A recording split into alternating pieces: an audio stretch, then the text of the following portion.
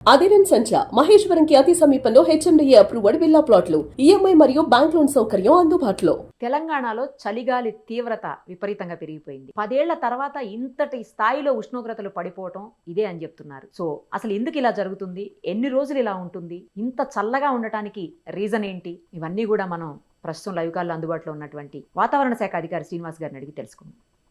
నమస్తే అండి. నమస్కారం మేడం. ఏంటి సార్ ఇంత దారుణమైన చలి ఉంది, చలికాలం చలి కాకపోతే ఏముంటుందని అనకండి మీరు. బట్ ఎక్కువ ఉంది. ఈవినింగ్లో 5-6 తర్వాత డోర్స్ ఓపెన్ చేయలేకపోతున్నాము. మార్నింగ్ అవర్స్లో మార్నింగ్ 7 వరకు కూడా డోర్స్ ఓపెన్ చేయాలంటే చలి, బాగా చల్లటి గాలులు వస్తున్నాయి. ఇంకొకటి కొంచెం గొంతు నొప్పి, తర్వాత జలుబు, దగ్గు లాంటివి, తర్వాత స్కిన్ బాగా డ్రై అయిపోవటం ఇలా కూడా జరుగుతోంది. ఇంకెన్ని రోజులు ఇలాంటి పరిస్థితి ఉంటుంది సార్? ఎస్పెషల్లీ చాలా చోట్ల సింగిల్ డిజిట్లో టెంపరేచర్ నమోదవుతుందని వింటున్నాము. సో ఎప్పటికి సెట్ అవుతుంది ఇదంతా? మనకి ఇంచుమించు డిసెంబర్ ఫస్ట్ వీక్ నుంచి కూడా ఆల్మోస్ట్ ఈ కోల్డ్ వేవ్ అనేది కొనసాగుతూ వస్తుందండి. అది తర్వాత మనకి సెకండ్ వీక్ దాటిన తర్వాత ఒక 2-3 రోజులు కొద్దిగా మనకి టెంపరేచర్స్ రైజ్ అయినాయి. మళ్ళీ ఒక 2 రోజుల నుంచి మళ్ళీ మనకి ఫాల్ అనేది కొనసాగుతుంది. దీనికి కారణం ఏమిటంటే మనకి ముఖ్యంగా శీతాకాలంలో టెంపరేచర్లు ఈ రకంగా పడడానికి కారణం మనకి ఈ గాలిలో తేమ అనేది తక్కువ ఉంటుంది. బాగా తేమ అనేది తక్కువ ఉంటుంది. ప్లస్ మనకి క్లౌడ్లెస్ ఎన్విరాన్మెంట్ ఉంటుంది. మనకి నైట్స్ ముఖ్యంగా అసలు క్లౌడ్స్ ఏమీ ఉండవు శీతాకాలంలో. మనకి వెదర్ సిస్టమ్స్ ఏమీ ఉండవు. మాయిశ్చర్ తక్కువ ఉంటుంది. క్లౌడ్ తక్కువ ఉంటుంది.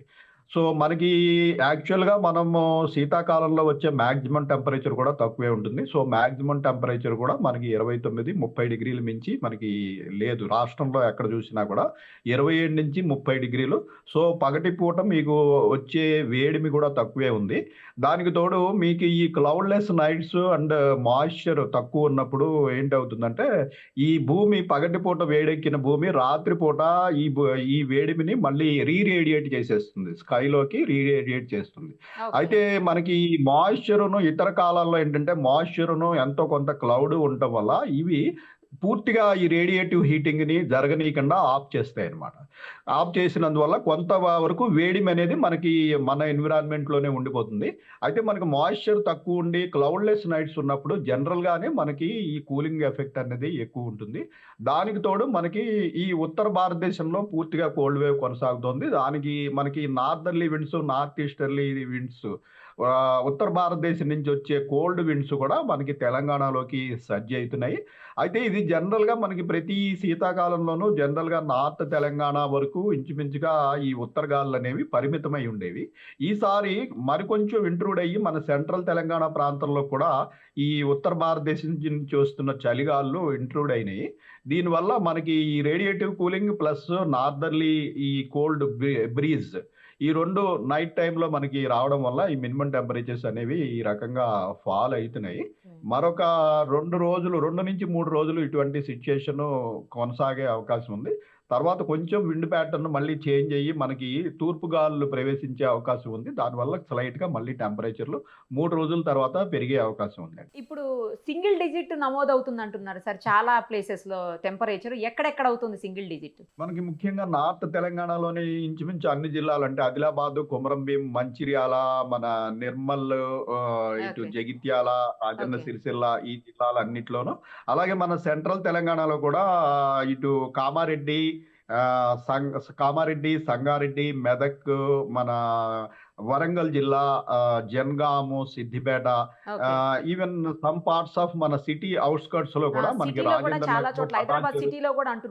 మన సిటీలోని శివారు ప్రాంతాల్లో కూడా మనకి సింగిల్ డిజిటే గత 2-3 రోజులు బట్టి రికార్డ్ అవుతున్నాయండి. పటాన్చెరు, రాజేంద్ర నగర్ ఇట్లా శివారు ప్రాంతాలన్నింటిలో కూడా ఇంచుమించుగా సింగిల్ డిజిట్ రికార్డ్ అవుతున్నాయి. మన బేగంపేట అబ్జర్వేటరీలో ఈ రోజు టెంపరేచర్ వచ్చి మనకి 11.2 డిగ్రీస్ ఉందండి. అయితే రాగల 2 రోజులు కూడా ఇంచుమించు ఇదే సిచ్యుయేషన్ కొనసాగే అవకాశం ఉన్నందున మనం ఇప్పుడు నార్త్ తెలంగాణలోని ఇటు ఆదిలాబాదు, కొమరంభీము, మంచిర్యాల, ఇటు వెస్ట్ లో ఉన్నటువంటి కామారెడ్డి, మెదక్, సంగారెడ్డి, సెంట్రల్ డిస్ట్రిక్ట్స్ వచ్చి మన జనగాం, సిద్దిపేట, వరంగల్, మన సిటీలోని అవుట్స్కట్స్ లో ఉన్న ప్రాంతాలన్నిటికీ కూడా కోల్డ్ వేవ్ వార్నింగ్ ఇస్తున్నాము. కోల్డ్ వేవ్ అంటే యాజ్ పర్ ఐఎండి డెఫినేషన్ ఏమిటంటే ఒక ప్రాంతం యొక్క టెంపరేచర్ 10 డిగ్రీస్ కంటే బిలో ఉండాలి, ప్లస్ లాంగ్ టర్మ్ యావరేజ్ అంటే మేము ఒక minimum 30 years of average reading తీసుకుంటాం ఫర్ దట్ పర్టికులర్ డే. ఆహా. ఆ 30 ఇయర్స్ యావరేజ్ కంటా కూడా 4.5 డిగ్రీలు తక్కువగా ఉన్నట్టయితే అప్పుడు ఆ ప్రాంతంలో కోల్డ్ వేవ్ అలర్ట్ ప్రకటిస్తాం. ఇప్పుడు మనం నేను Okay. చెప్పిన ప్రాంతాలన్నీ కూడా మనకి 10 డిగ్రీస్ బిలో ఉన్నాయి, ప్లస్ లాంగ్ టర్మ్ యావరేజ్ కంటా కూడా 4 to 5 డిగ్రీస్ మనకి బిలో ఉన్నాయండి. అది ఈ లాంగ్ టర్మ్ యావరేజ్ కంటా 6.5 డిగ్రీస్ కూడా కిందకి వెళ్ళిపోయినట్టయితే అప్పుడు మనం సివియర్ కోల్డ్ వేవ్ అంటాము.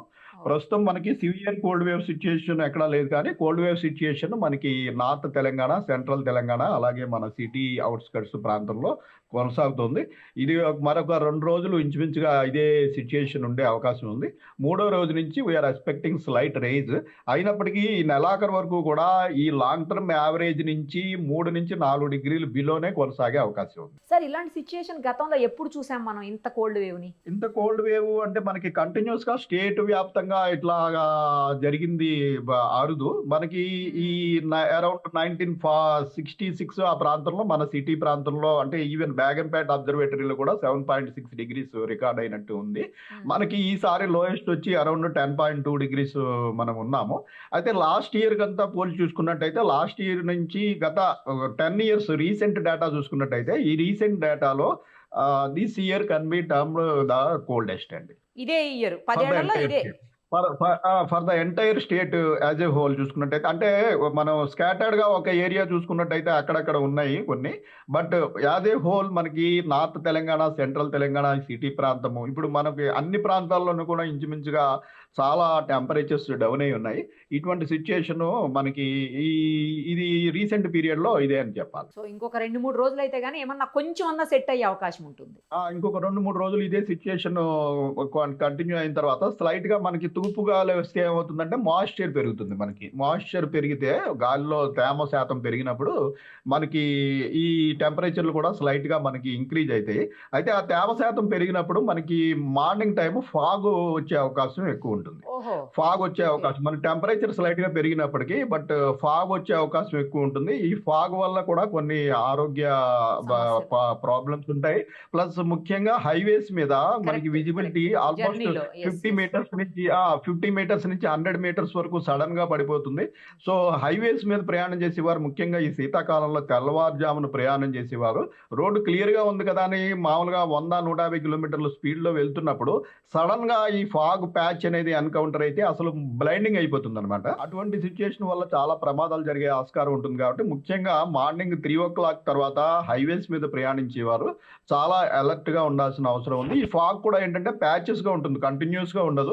ఒక ప్యాచ్ సడన్ గా మనం ప్యాచ్ లోకి ఎంటర్ అయిన వెంటనే you get completely blinded. So ఆ దృష్ట్యా మనం జాగ్రత్తగా ఉండాల్సిన అవసరం ఉందండి. Thank you sir, thank you so much. Thank you. మరిన్ని అప్డేట్స్ కోసం నిరుపమ సుమన్ టీవీ ఇన్స్టా పేజ్ని ఫాలో చేయండి. సుమన్ టీవీలో మీ పర్సనల్ అండ్ బిజినెస్ ప్రమోషన్స్ కోసం కింది నెంబర్కి కాంటాక్ట్ చేయండి.